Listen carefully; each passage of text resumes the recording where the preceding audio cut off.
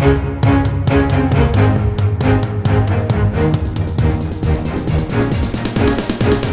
is the Washington Times front page for Tuesday, February 22nd, 2022.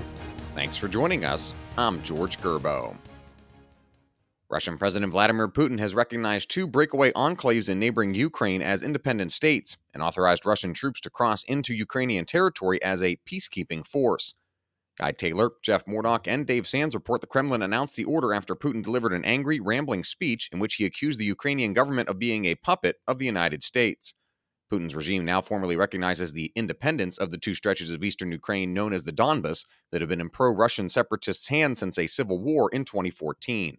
Putin made the audacious move, reminiscent of political theater before Russia's 2014 annexation of Ukraine's Crimean Peninsula, after weeks of U.S. warnings he would try to create a pretext for sending in the Russian military.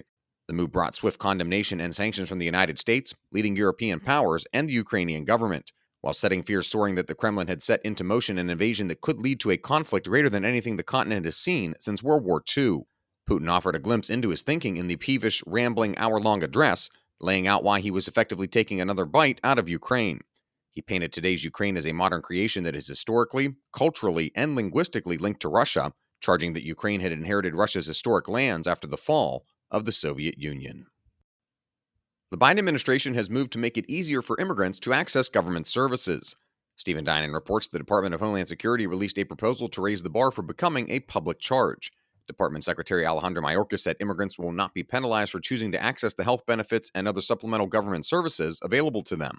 DHS said that rules in 2019 had scared more than 2 million immigrants and family members, even those not subject to public charge rules, into avoiding benefits such as Medicaid and the Supplemental Nutrition Assistance Program. What constitutes a public charge isn't defined in the law, and Republican and Democratic administrations have sparred over ways to interpret it. Congress has updated the law several times, most recently in 1996, to encourage immigrants to prove that they are self-sufficient.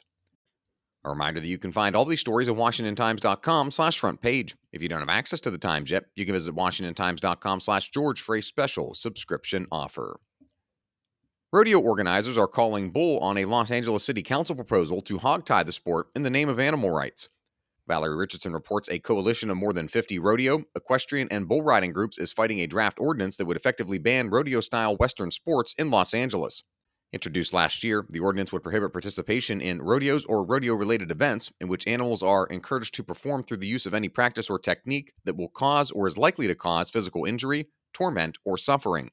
Professional bull riders President Sean Gleason countered, saying that the equipment that we use does not coerce or harm the animal athletes in any way. The two sides will converge for competing protests tied to the PBR Tour event at Crypto.com Arena this week in Los Angeles. And finally, Susan Ferricchio takes a look at part of the Biden administration's hiring record on diversity. According to the Alliance for Justice, 65% of President Biden's nominees to the federal bench are people of color, and 73% are women. In his latest effort, the president's pledged to nominate the first black woman to the Supreme Court to replace retiring Justice Stephen Breyer. Find all today's front page stories at WashingtonTimes.com/front page or the Washington Times app, and find us on any major podcast platform. Just search Washington Times in your favorite podcast app. You can also follow us on Twitter and Instagram at Wash Times for breaking news, sports, commentary, and more. For the Washington Times, I'm George Gerbo.